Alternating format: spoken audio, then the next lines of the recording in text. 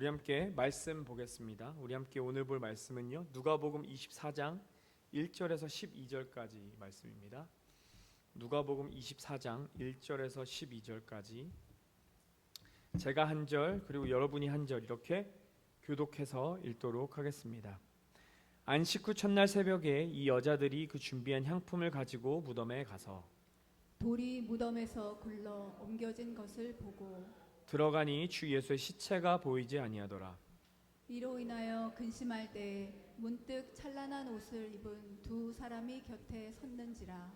여자들이 두려워 얼굴을 땅에 대니 두 사람이 이르되 어찌하여 살아있는 자를 죽은 자 가운데서 찾느냐.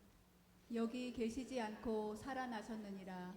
갈릴리에 계실 때에 너희에게 어떻게 말씀하셨는지를 기억하라. 이르시기를 인자가 죄인의 손에 넘겨져 십자가에 못 박히고 제3일에 다시 살아나야 하리라 하셨느니라 한데 그들이 예수의 말씀을 기억하고 무덤에 돌아가 이 모든 것을 11사도와 다른 모든 이에게 알리니 이 여자들은 막달라 마리아와 요한나와 야고보의 모친 마리아라. 또 그들과 함께한 다른 여자들도 이것을 사도들에게 알리니라. 사도들은 그들의 말이 허탄한 듯이 들려 믿지 아니하나 베드로는 일어나 무덤에 달려가서 구부려 들여다보니 세마포만 보이는지라. 그 된 일을 놀랍게 여기며 집으로 돌아가니라. 아멘. 여러분, 다시 한번 수요예배 나오신 여러분을 모두 환영합니다. 작년 부활절 예배 끝난 수요일에 어떤 설교를 하나 찾아봤더니 그때도 베드로 이야기를 했었더라고요. 근데 오늘도 베드로에 대한 이야기이지만 조금 다른 내용의 설교입니다. 이 말씀을 드릴까 말까 고민을 했는데 제가 총각으로 하는 마지막 설교입니다.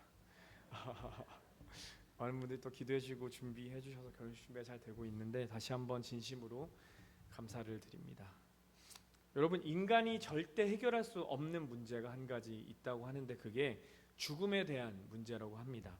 아무리 과학이 발달해도 숨이 끊어진 사람, 즉 의학적으로 사망 선고를 받은 사람들은 살려낼 수 있는 방법이 없다고 하더라고요. 또 냉동인간 이렇게 하고는 하는데 뭐 제가 의학적인 지식이 많지는 않아서 모르겠으나 많은 사람들이 냉동인간 하면 그냥 죽는 거다라고 이야기를 하더라고요. 그리고 요즘은 대부분 예전부터 누군가가 죽으면 장례를 치르고 장례를 정리를 합니다.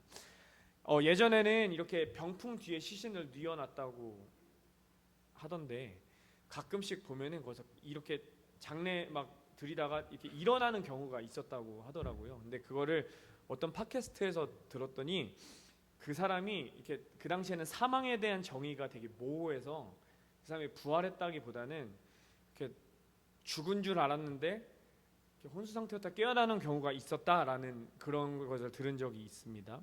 근데 요즘에는 과학적으로 이게 잘 발달해서 웬만하면 진짜 죽은 거면 사망이라고 이야기를 하더라고요. 여러분, 한번 저와 함께 이렇게 많은 여러분께서도 장례를 경험해 보셨겠지만 한번 그 모습을 생각해 봤으면 좋겠습니다. 보통 미국 장례식 하면 뷰잉이 있고요, 또 피너럴 서비스가 있고, 또 크리메이트를 하던, 그러니까 화장을 하든지 아니면 이제 장지에 가서 이 매장을 하고는 하죠. 여러분, 관뚜껑이 닫혔고 가족들과 마지막 이별 인사를 했었다면 이제 그 사람은 살아날 수 있는 가능성이 거의 없다는 겁니다. 그쯤 됐으면 아무리 내가 사랑하고 아무리 내가 이 사람을 존경했고 아무리 내가 이 사람을 좋아했다고 하더라도요, 이제는 그 사람을 소위 말해 보내주어야 할 때입니다. 근데 만약에 여러분, 예수님이 그러셨던 것처럼 3일 후에 여러분이 정말 사랑했던 그 사람이, 여러분이 정말 좋아했고 따랐던 그 사람이 살아 돌아왔다는 소식을 들었다면 여러분은 어떤 감정이 드시겠습니까? 놀라움도 있을 거고요, 의심도 있을 거고, 정말 사람이 맞나? 귀신은 아닌가? 두려움도 있을 거고요, 또는 정말 그 사람을 만난다면 형언할 수 없는 감동이 있었을 겁니다. 그럼 여러분, 만약에 그 소식이 사실이었다고 여러분이 인정한다면 여러분께서는 그 소식을 듣고 혼자만 담아두시겠습니까? 저였다면요, 아마 밖으로 뛰어나가서 제 모든 사람들에게 막 얘기했을 거예요. 이 사람이 살아났어. 진짜 내가 죽어서 장례식도 갔다 왔는데 살아났어. 그만큼 사람이 살아나는 일은 말도 안 될 정도의 기적이고 또 우리의 삶을 송두리째 바꿔버릴 사건이라는 것이죠. 예수님의 부활이 그런 사건이었습니다. 그냥 그랬었다, 그렇다 카더라라고 전해져 내려오는, 구전되어 내려오는 전설이 아니라요, 또는 그리스도교, 기독교에서 만든 그냥 어떤 교리적인 말이 아니라 진짜 예수라는 분이 십자가에서 죽으셨다가 3일 만에 살아 돌아오신 것이 우리는 부활임을 믿습니다. 그리고 그 부활을 믿는 자들의 세상은요, 마치 내 옆 사람이 살아 돌아온 것이 엄청난 사건이었던 것처럼 그 이상으로 그 부활을 믿는 자라면 우리의 인생의 전체를 흔들 만큼 엄청난 사건이라는 겁니다. 죽음을 깨뜨려 버린 사건, 인류 역사상 이 전무후무한 가장 충격적인 반전이 부활이었고요, 그것은 심지어 무덤에서 걸어서 나온, 기절했다가 깨어난 사람이 아니라 정말 죽었다가 3일 만에 살아나서 인간의 모든 죄악을 다 씻어버리신 이 엄청난 사건이 바로 부활절에 일어난 예수님의 부활이라는 것입니다. 근데 여러분, 이 부활절에 대해 묵상하다가 문득 이런 생각을 하게 되었습니다. 왜 이렇게 놀라운 부활절이, 놀랍다고 하지만 현대 세상 속에서, 아니 우리 개인의 삶 속에서 왜 부활은 힘을 잃은 것 같은 것일까? 왜 이 부활이, 누군가가 죽었다 살아나면 진짜 우리의 삶이 완전히 송두리째 바뀔 정도의 사건인데, 왜 예수님의 부활절은 매년 기념하고 예배하지만 왜 사순절 때만 반짝하고 우리는 예수님의 사랑을 잊고 사는 것일까라는 생각을 하게 되었습니다. 지난주 주일 우리는 부활절 예배를 함께 드렸습니다. 정말 눈물이 날 만큼 많은 분들이 모여서 함께 예배했고요, 너무나 아름다운 칸타타의 찬양도 있었습니다. 또 목사님께서 부활절 말씀을 통해서 부활이 어떤 의미인지 우리 마음속에 깊이 새겨주시기도 했습니다.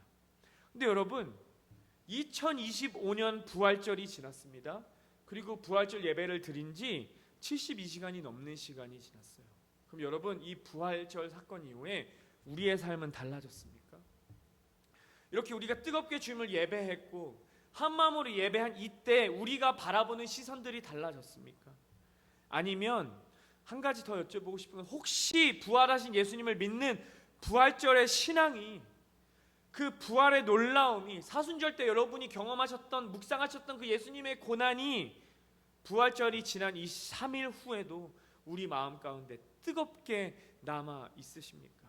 아니면 우리는 여전히 저 무덤 속에 죽어있는 자들처럼 살아가고 있지는 않습니까? 사순절 기간 동안 우리 청소년부와는 사사기 말씀을 통해서, 출애굽기와 사사기 말씀을 통해서 우리가 섬기는 분을 똑바로 정해야 된다는 큰 주제로 말씀을 나누었고요, EM 분들과는 영적 성장에 대해서 나누었습니다. 또 이제 부활절이 지났으니까 새로운 썰교 시리즈들이 시작될 텐데, 그것과 관련 없이 여러분 모든 분들에게 다시 이 큰 주제로 여쭈어 보고 싶어요. 왜냐하면 이 주제로 앞으로도 설교를 할 것이기 때문인데요, 우리는 오늘 설교 말씀처럼 부활을 들은 자로 머물 것인지 아니면 부활을 살아내는 자로 살아갈 것인지에 대한 질문입니다. 여러분, 오늘 본문에는 두 가지 사람들이 등장해요. 첫 번째는 부활을 목격하고 그 부활을 살아낸 사람들이 등장하고, 또 하나는 부활에 대해서 들은 사람들이 등장합니다. 이 부활에 대해서 처음 들었던 사람들은요, 아무나 들은 게 아니라 믿음의 공동체 안에서 예수님과 함께 3년 동안 동고동락했던 제자들이 이 부활에 대해서 들었어요. 그런데 여러분, 조금 후에도 한 번 더 말씀드리겠지만 이들의 반응이 어땠는지 아시나요? 예수님의 부활의 소식을 듣고 그들은 그 부활의 이야기를 허탄한 이야기로 받아들였습니다.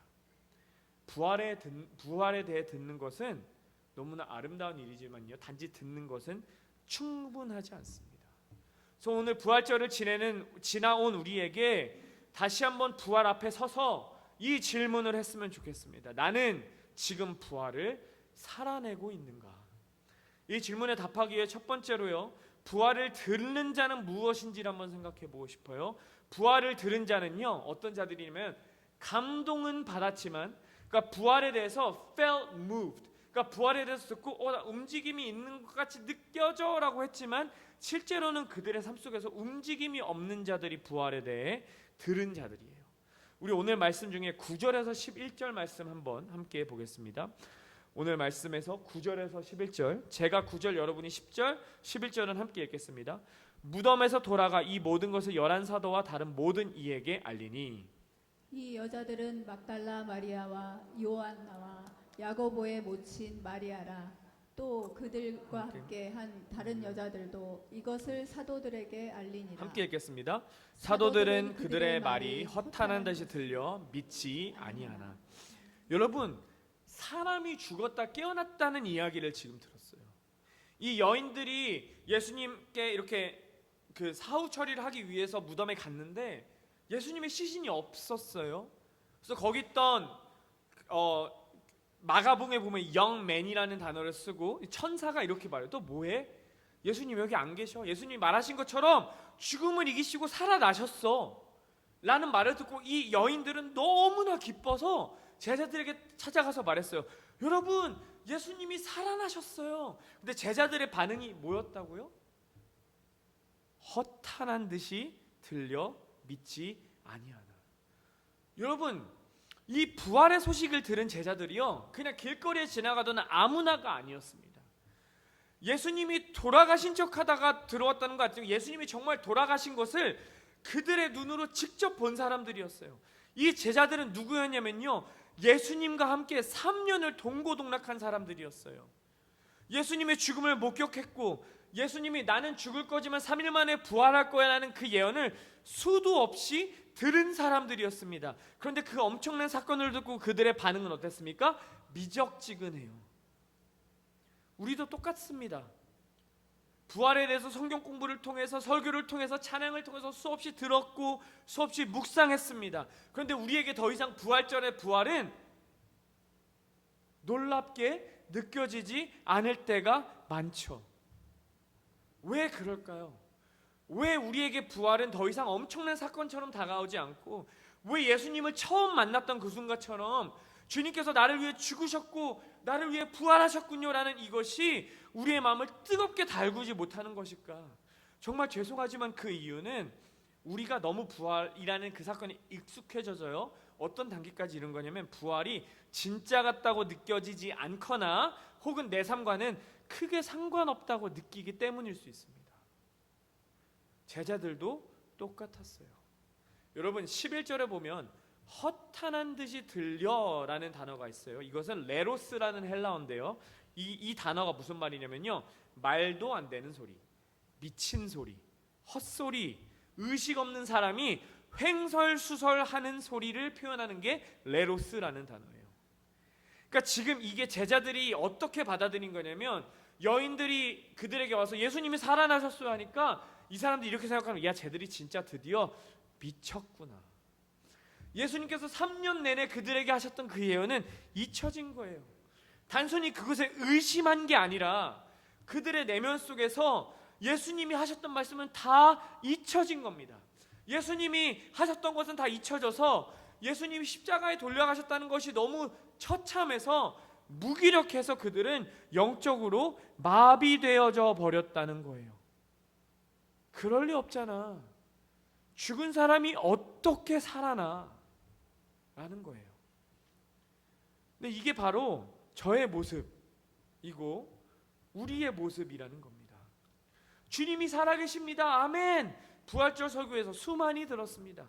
죽음을 이기셨습니다. 찬양으로도 고백했어요. 이제 두려워하지 마십시오 라는 격려도 했습니다. 그런데 우리는 여전히 부활절을 지났지만 죄책감에 눌려있고 실패한 패 무너지고 삶의 방향은 그대로이고 용서하지 못하고 있고 내려놓지 못한 자존심이 가득하고 끊지 못한 습관들 속에 묶여 있습니다.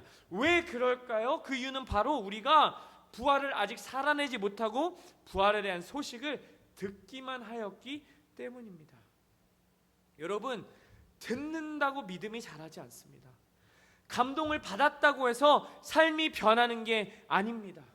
진짜 믿음은요, 우리의 진짜 믿음은 그곳에서 자리에서 그 옛 자리에서 일어남과 그곳을 떠나는 반응에서 시작된다라는 거예요. 오늘날 수많은 크리스천들이 이렇게 생각합니다. 나는 한번 울었으니까 괜찮아. 예배에서 울었어. 찬양하다가 울컥했어. 설교에서 은혜 받았어. 그래서 요즘 젊은 사람들 어떻게 하냐면요, 설교에서 은혜 받으면 그것을 SNS에 올려요. SNS에서 올렸다고 나는 분명 하나님과 가까운 상태일 거라고 착각한다는 거예요. 그런데 정작 삶은 그대로입니다. 행동은 바뀌지 않고 습관은 여전하고 공동체에서의 나눔은 없어졌습니다. 여러분, 부활의 감동을 받은 것은요, 거룩한 시작이고 출발일 수 있습니다. 우리가 주님께서 감동을 통해 우리에게 부활의 이 감격을 주셨다면 우리는 그것을 통해서 앞으로 나아가야 합니다. 감동에만 머무르고 눈물 흘린 거에만 머무르고 찬양한 거에만 머무르면 우리의 신앙은 성숙할 수 없다는 거예요. 감동의 시간이 지나면요, 그 감정은 사라집니다. 그래서 우리는 더욱더 큰 감정을 원해요. 그래서 그것에 중독됩니다. 중독된 자들의 특징, 은혜는 받았지만 순종하지 않습니다. 은혜는 받았지만 행동하지 않아요. 결단하지 않기 때문에 겉으로는 화려해 보이고 겉으로는 신실해 보이는데 그들의 내면은 무너져 있습니다. 영적으로 무기력해집니다. 그러면서 점점 내 감정에 호소해요. 내 감정에 더 와닿는 설교, 내 감정에 더 와닿는 찬양, 그런 기도를 하게 된다는 거예요. 하나님은 우리에게 어떤 뉴스를 알려주기 위해 부활을 허락하신 게 아닙니다. 주님께서 우리를 위해 죽음을 이기시고 부활하신 이유는 더 이상 그 죽음 가운데 머무르지 말라는 거예요. 그 죄에 사무쳐서 죄 때문에 괴로워하고 과거의 상처와 아픔에 갇혀 살지 말고 내가 너에게 준 새로운 삶으로 나아오라는 부르심임을 믿으시기 바랍니다. 여러분, 주님께서 우리에게 무덤에서 걸어 나오신 모습을 보여주신 이유는요, 무덤 같은 우리의 현실에서 일어나서 예수님을 향해 걸어오라는 부르심이라는 겁니다. 그런데도 우리는 변하지 않습니다. 왜냐하면 지금 우리의 삶이 너무 편안하기 때문은 아닌가요? 이 들은 것에 만족하는 신앙은 너무나 위험해요. 왜냐하면 부활이 내 몸을 일으킨 적이 아직 없기 때문입니다. 현실의 무게 앞에서 다시 넘어져요. 듣는 것만으로는 살아낼 수 없습니다. 복음은 머리로 이해하고 끝나는 진리가 아니라 복음을 들었다면 우리는 움직여야 합니다. 일어나야 합니다. 무덤에서 벗어나서 복음을 향해 걸어 나가야 합니다. 그래서 여러분과 함께 나누고 싶은 두 번째 포인트는요, 부활을 살아내는 자들은 어떻게 살아내는 거예요? 부활을 살아내는 자들은요, 무덤을 등지고 일어나는 자들입니다. 우리 12절 말씀 함께 읽어보겠습니다. 베드로는 일어나 무덤에 달려가서 구부려 들여다보니 세마포만 보이는지라 그 된 일을 놀랍게 여기며 집으로 돌아가니. 여러분, 제자들 다 들었어요. 다른 사람들도 다 들었습니다. 그런데 그 중에서 오직 한 사람 베드로만 일어나서 무덤을 향해 달려가서 구부려 들여다보았습니다. 여러분, 성경에서 그러나 however 이라는 단어 혹은 but 이 단어는요, 짧은 단어지만 이 어떠한 사건을 급진적으로 변화시킬 때 쓰입니다. 모두가 다 가만히 있을 때 베드로는 무덤 앞으로 달려갔습니다. 그는 그 자리에 머무르지 않았어요. 부활의 소식을 들었고 그 무덤을 향해 달려나갔습니다. 여러분, 그거 아십니까? 베드로에게 부활은요, 기쁨이라기보단 더 두렵고 걱정하게 할 만한 요소였을 거예요. 왜냐하면 그는 예수님의 죽음 앞에서요, 예수님을 3번이나 부인했고요, 이 부인을 원어로 보면 예수님을 3번이나 저주했습니다. 예수님을 버리고 도망쳤습니다. 그래서 그는 나는 이제 제자로서의 자격도 없어, 내 스승을 버리고 떠났어라는 수치, 그러니까 그에게 그 무덤은요, 단순히 예수님이 묻혀있는 게 아니라 부인했다는 죄책감, 예수님을 버리고 도망쳤다는 두려움, 그리고 제자로서 하면 안 되는 일을 했다는 수치의 장소였어요. 그런데 베드로는 그곳에 달려갔습니다. 여러분, 진짜 믿음은요, 완벽한 확신이 아니에요. 베드로가 그곳에 달려갔을 때 의심했을 수도 있어요. 내가 주님 앞에 다시 설 수 있을까라고 의심했을 겁니다. 왜냐하면 베드로는 이렇게 무덤 앞에 달려가서 도망간 다음에 예수님이 살아나셨다는 소식을 듣고 뭐 했냐면요, 갈릴리로 다시 도망갔거든요. 그런데 한 가지 달랐던 거, 그는 다른 제자들과 달렸습니다. 그는 자기의 자리에서 일어났어요. 실패의 자리에서 머무르지 않았고 그 부활의 장소에 달려갔고 확인하려고 들여다보았습니다. 이것이 바로 살아있는 믿음이라는 겁니다.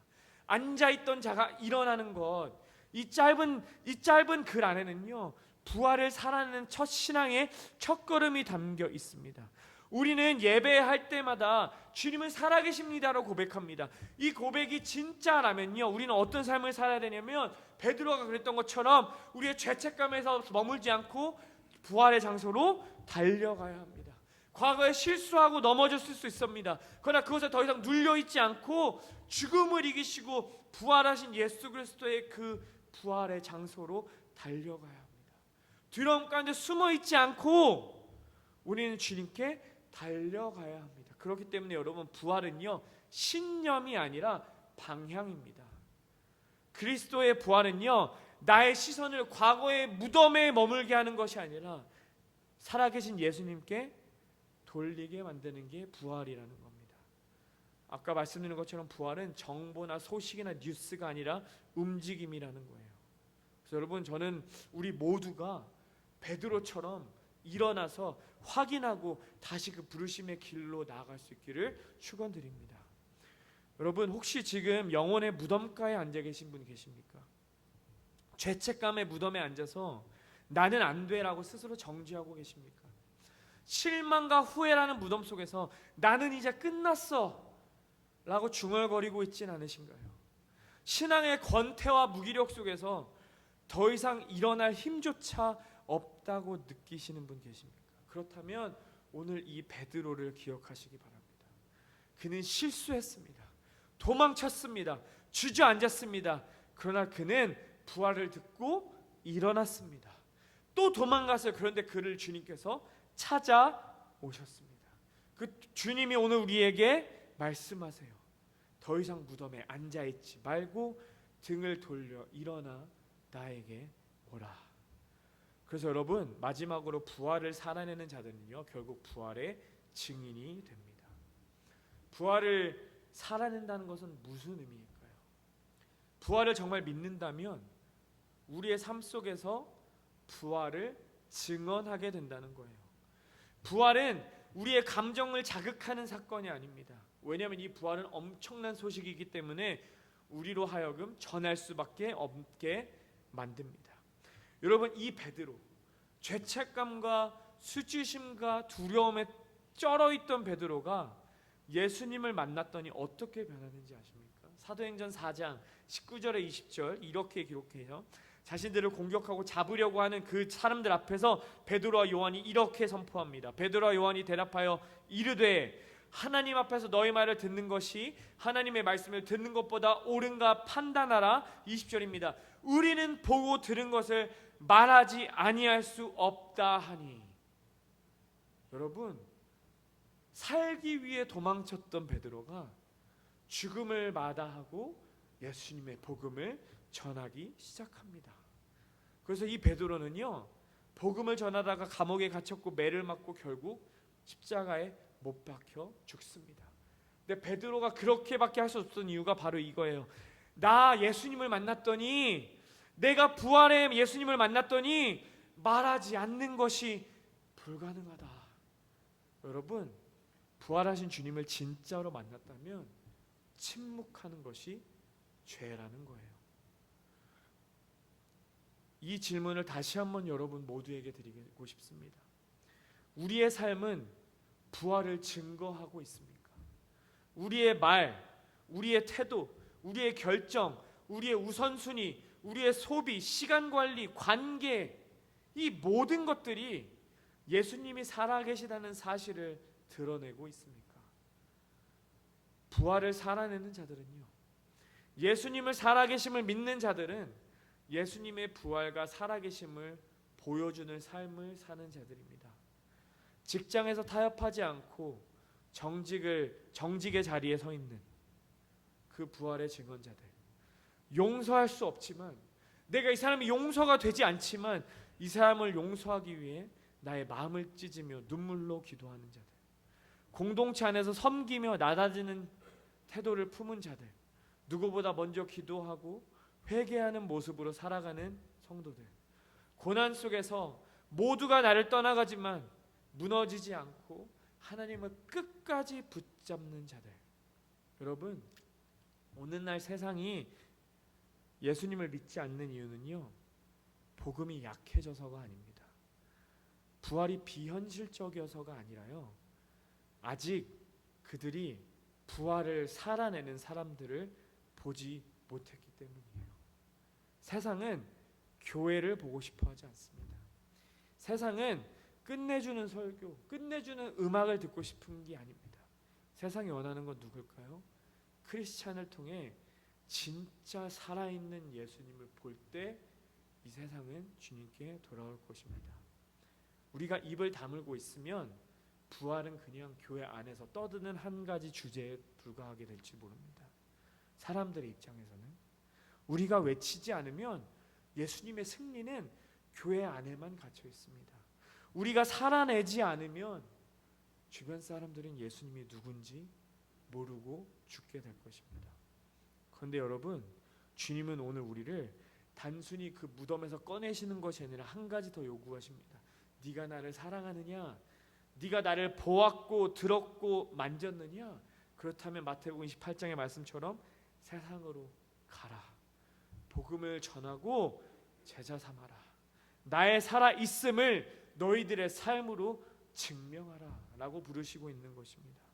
부활을 들은 자는 머물지만요, 부활을 살아낸 자들은 일어납니다. 그리고 부활을 증언하는 자들을 통해 주님은 세상을 바꾸실 겁니다. 지금 우리 교회는 어디에 머물고 있습니까? 우리는 부활을 살아내는 교회입니까? 아니면 그냥 부활을 듣는 교회입니까? 사랑하는 여러분, 우리는 오늘 부활의 이야기를 다시 한번 묵상했습니다. 오늘 이 설교를 통해서 저는 여러분께 선택을 기도하고 선택을 도전하고 싶습니다. 부활절은요, 단순히 교회력을 따라서 반복되는 절기가 아니에요. 교회력은 그냥 교회에 다닌 사람들이 믿는 어떠한 교리적인 이론적인 선택도 아닙니다. 부활은 나를 다시 한번 일으키는 힘이며 내가 지금 여기에 살아 움직이는 현실이고요. 부활은 우리가 나가서 세상 가운데 전해야 하는 하나님의 기쁜 소식입니다. 이제 여러분, 선택하시기를 도전합니다. 이 부활을 살아내시기를 선택하시기를 도전하고 싶습니다. 이제 우리는 감동에서 머무는 것이 아니라 움직일 수 있기를 원합니다. 여러분, 지금 부활을 살아내고 계십니까? 이 질문에 대한 답은요, 우리가 교회에 다닌 연수로 답할 수 없습니다. 예배 출석 체크로 증명할 수 없습니다. 말로만 외치는 주님 사랑합니다로 답하는 것이 아니라 이 질문을 내가 오늘 이 교회를 나가서 하는 선택들로, 내가 어떻게 살아가는 나의 삶으로, 나의 순종으로 답할 수 있는 우리가 되기를 간절히 기도드립니다. 여러분, 부활을 살아내기를 축복드립니다. 그러면 우리의 걸음걸이가 바뀔 것이고, 우리의 우선순위가 바뀔 것이고, 우리의 일상이 변할 것이고, 우리 주변 사람들은 우리의 삶을 통해 우리를 보는 게 아니라 예수 그리스도를 볼 줄 믿습니다. 우리 함께 기도하겠습니다. 사랑의 하나님, 오늘도 우리에게 부활에 대해 다시 한번 말씀하여 주시니 감사합니다. 주님, 우리는 부활에 대해 정말 수없이 들었습니다. 반복해서 들었습니다. 그러나 주님, 우리는 너무 그 부활에 대해서 감동적으로, 감정으로 느꼈었던 때가 많음을 이 시간 고백합니다. 그러나 주님, 오늘 주님께서 다시 한번 말씀하셨던 것처럼, 막달라 마리아가 그랬던 것처럼, 베드로가 그랬던 것처럼 더 이상 무덤에 머무는 것이 아니라 그 자리에서 일어나서 부활하신 주님께로 나아갈 수 있도록 우리를 인도하여 주시옵소서. 주님, 이제는 듣는 것으로 멈추지 않게 하여 주시옵소서. 부활을 살아낼 수 있도록 인도하시옵소서. 우리가 용서하게 하여 주시고 복음을 전하게 하여 주시고 부활의 증인으로 살아갈 수 있도록 인도하여 주시옵소서. 감사드리며 예수님의 이름으로 함께 기도드렸습니다. 우리